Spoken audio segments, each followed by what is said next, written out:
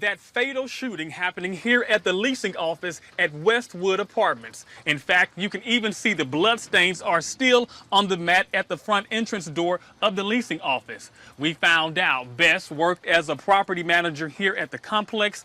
We also learned that her husband, Ron Christopher Allen, is being accused of shooting her 7 times after finding out she had a boyfriend. And I really wish that we could have done more to prevent this, but we have people that don't know how to deal with emotions.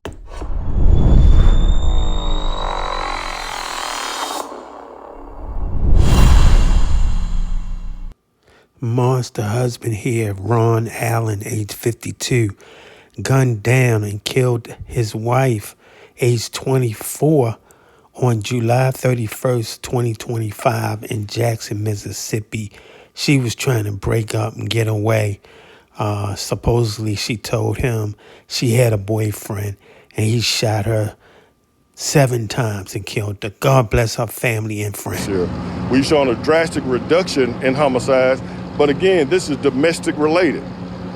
This is a husband taking his wife's life, then putting all of these other people's lives in danger, including law enforcement. Very sad day, but I'm glad that we were able to mitigate this situation without any further loss of life.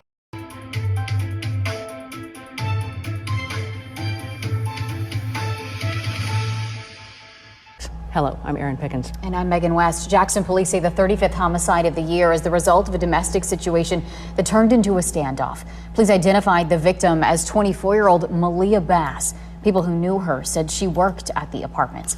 Police said she was shot and killed by her husband, 52-year-old Ron Christopher Allen.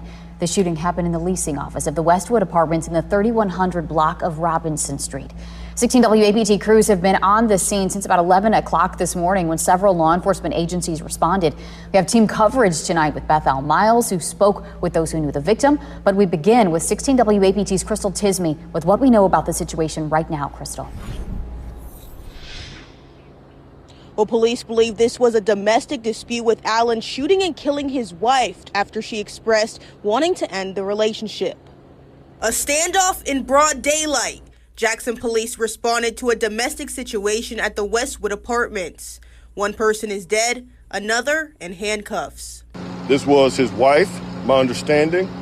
She worked here at this location, and he came to this location and took her life. And I really wish that we could have done more to prevent this, but we have people that don't know how to deal with emotions, who do not know how to deal with somebody wanting to move on with their life. Jackson Police Chief Joseph Wade said a man opened fire at the apartment complex where his wife worked before barricading himself inside for 3 hours. Police believe she was trying to move on from the relationship. Chief Wade said multiple law enforcement agencies worked together to get the suspect to turn himself in. This shows ultimate collaboration in law enforcement.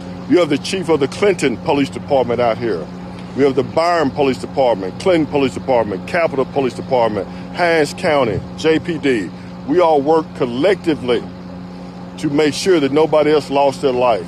Chief Wade says this was a tragic situation and loss to the community. This family has been, destroyed because of this, heinous, callous act in our community.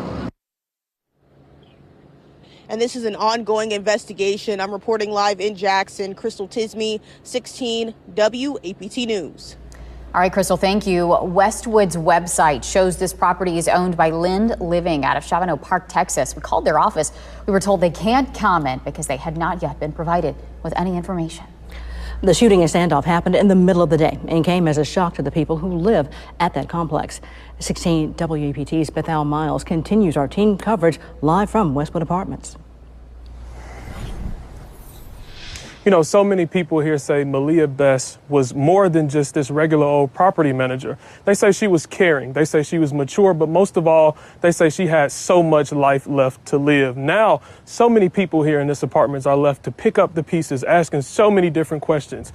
Who, what, when, why, and how did this happen? Now, everybody that we spoke to said the same thing. They didn't just like her, they admired her. Friends tell me that she was 24 years old and just getting life started. Those same friends told me that she's also from Chicago's South Side. And while they say they saw the signs, they genuinely didn't expect this. Don't love nobody to death. Let them live. That girl was 24 years old. She had her whole life in front of her. She could have went on and been with somebody else and had a whole nother family life or whatever if you just was willing to let go. Well, we saw the signs, but we didn't see the sign. You know what I'm saying? Like the big sign. We saw that, it was getting to a point where, I told her to go back to Chicago.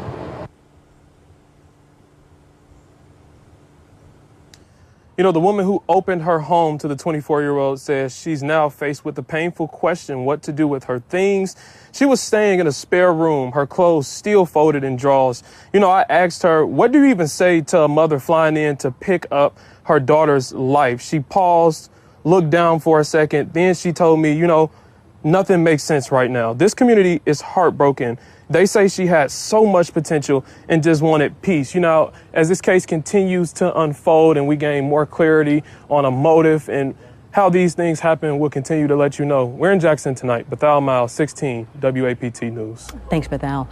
This was the second standoff this week in Hinds County. Tuesday afternoon, Sheriff Tyree Jones says 52-year-old Richard Lowry led law enforcement on a chase for about 10 miles.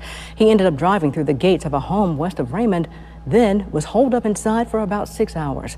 The coroner says he died by suicide. Sheriff Jones said there was a court order signed by a judge for Lowry to be taken to a mental facility. Now, we'll continue to bring you updates on the Westwood apartment standoff as we learn more about the relationship between the suspect and the victim. Those details are at WAPT.com. A crucial reminder here, help is available. If you or anyone you know is a victim of domestic violence, you can call the phone number there on your screen or simply text the word START to 88788.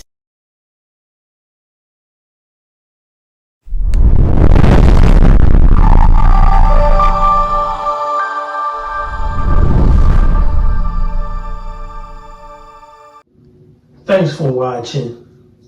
We appreciate you. Please subscribe.